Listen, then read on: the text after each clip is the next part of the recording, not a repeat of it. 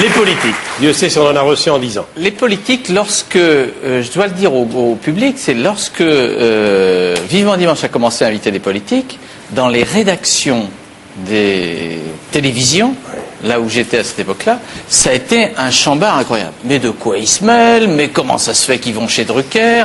Mais ils vont perdre leur âme.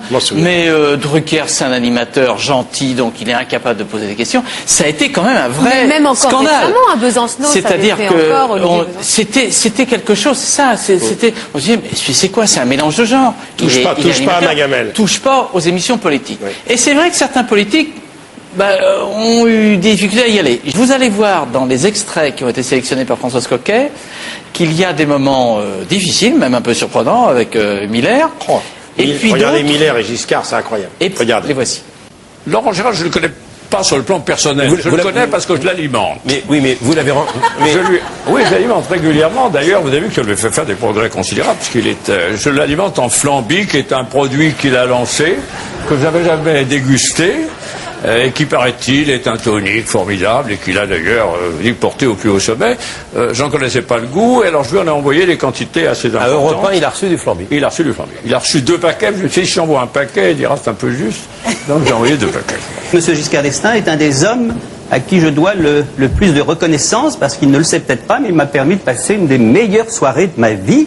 Et je voulais l'en remercier publiquement, parce qu'en effet, le 10 mai 81, quand vous avez été battu, je fais partie des centaines de milliers de personnes qui se sont réjouies dans les rues de Paris, et je trouve injuste qu'on ait seulement pensé à remercier Monsieur Mitterrand et pas à vous remercier. Après tout, vous avez contribué aussi, ce soir-là, au bonheur d'un certain nombre de gens dont je fais partie. Il commence fort. Oui, il s'est habillé de noir, n'est-ce pas? Oui. C'est parce que probablement il porte le deuil de cette époque. Mais vous n'avez pas tort. Je le connais depuis longtemps, je sais que c'est un homme loyal, sincère, libre, fidèle, et qui est d'autant plus mon ami de ces derniers temps qu'il a été, je trouve, attaqué de manière très caricaturale, très démagogique, par quelques artistes français. Et il faut que le public sache que la pensée ou l'opinion des artistes ou intellectuels, entre guillemets, français, ne s'arrête pas ni à Jamel Debbouze, ni à Jean-Pierre Bacry, ni à Monsieur Luc Besson.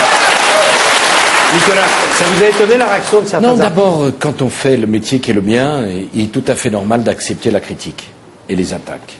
Et franchement, moi, ça ne m'a pas ni étonné, ni choqué. Simplement, chacun doit savoir.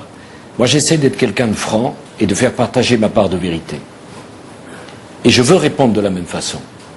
C'est pas parce que Lilian Thuram est un grand footballeur qu'il doit devenir mon maître à penser. Je respecte Lilian Thuram comme footballeur. J'ai la faiblesse de penser que je sais peut-être un peu mieux que lui, qui vit en Italie, ce qui se passe dans les banlieues, et quel est le quotidien d'un certain nombre de gens qui n'en peuvent plus parce qu'ils ont peur. Je respecte M. Joestar, il n'y a aucun problème, mais je ne prendrai pas de leçon de morale de sa part. Parce que, honnêtement, moi j'ai frappé personne. Je vais terminer avec la une de Libération du 28 avril. Voilà ce qu'écrivait Libération.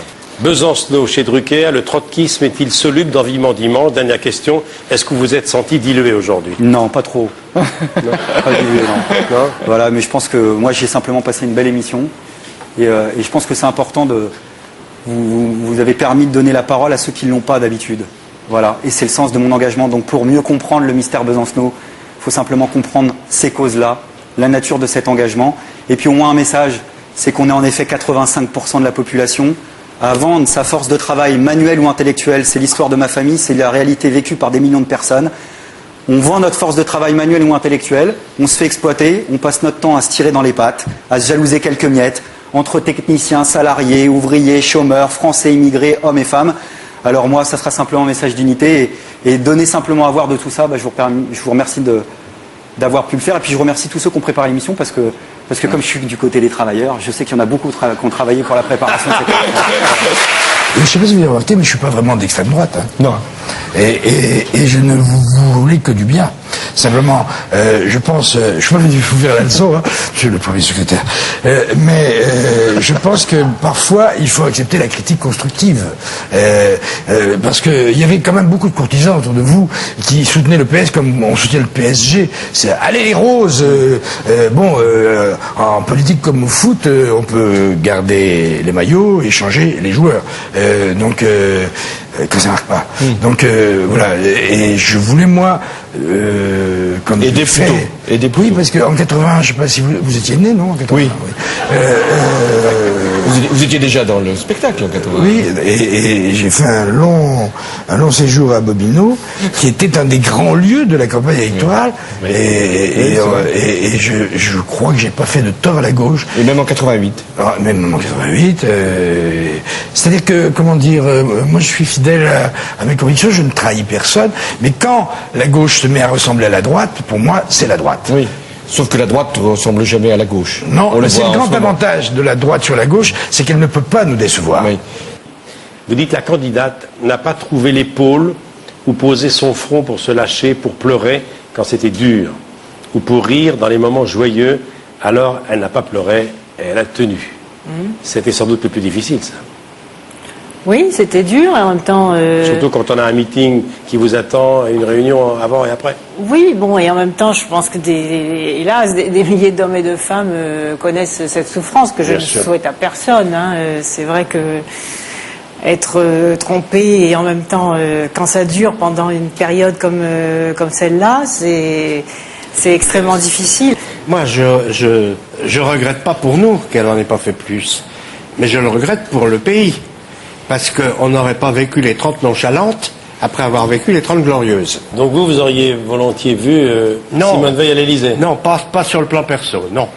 Sur le plan personnel, non. en oubliant que c'est votre épouse. Je pense que pour ce pays, c'eût été mieux que Mitterrand et Chirac.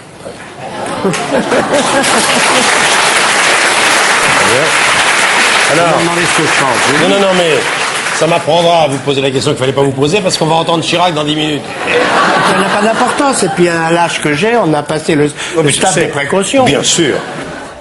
Nous avons, et c'est une autre chose que je tiens à souligner, et qui est tout à l'honneur de ma femme, étant très pris par mes fonctions politiques, je n'ai pas pu m'occuper de ma famille, en tous les cas, pas autant qu'il aurait fallu.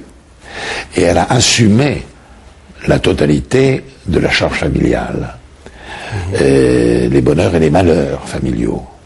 J'ai eu des problèmes au sein de ma famille, non pas des problèmes de couple, mais des problèmes d'enfants. Et elle a entièrement assuré ça. Quand il dit qu'il est passé à côté de quelque chose à cause de sa carrière, je voudrais dire que je ne suis pas d'accord, parce que ça a été un très bon père, mon mari.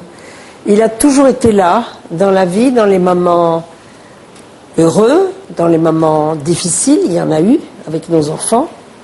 Il a toujours répondu présent, il nous a jamais manqué, et il n'est pas passé à côté de quelque chose. Il a toujours pris grand soin de sa famille. Oh, il y a sans aucun doute une vie après la politique, jusqu'à la mort.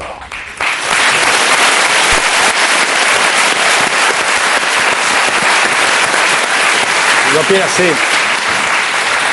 je sais pas quand on fera le bilan de notre carrière, mais cette interview de M. Chirac m'avait beaucoup touché. Ah oui. Pendant 20 minutes, il a parlé, lui qui parle jamais de sa vie, il a parlé de façon très émouvante de sa relation avec son épouse. C'était une grande première. Quoi. Moi, je voudrais demander à Michel, quand vous vous retrouvez face à Jacques Chirac qui dit oui, il y a une vie après la politique, ou devant Ségolène Royal qui pour la première fois parle de sa relation compliquée avec son ex-mari François Hollande, est-ce que vous vous rendez compte au moment où ça se passe de la pépite que ça représente, du fait Non. que ça va être repris à ce J'ai dit, point-là? mais est-ce que j'ai bien entendu? Et souvent, je me dis, comme on n'est pas en direct, puisque vous savez, nous ne sommes pas en direct, on enregistre dans des conditions de direct, je me dis, je suis sûr qu'ils vont demander à ce qu'on retire ça. Ça coupe. Et pas du tout. Non, ils demandent pas. Ce qui veut dire que ils ont choisi cette émission pour le dire. Je ne peux pas croire une seconde Ça que soit pas Jacques calculé. Chirac ait improvisé sur un sujet aussi personnel, intime, et je peux pas croire une seconde que Ségolène Royal l'a dit par hasard. Juste un petit mot, Michel. Pour Besancenot, il y a un avant et un après. Oui, Vivement Dimanche, hein. Besançon, oui. Ah, Besançon, c'est un cas à ouais. part.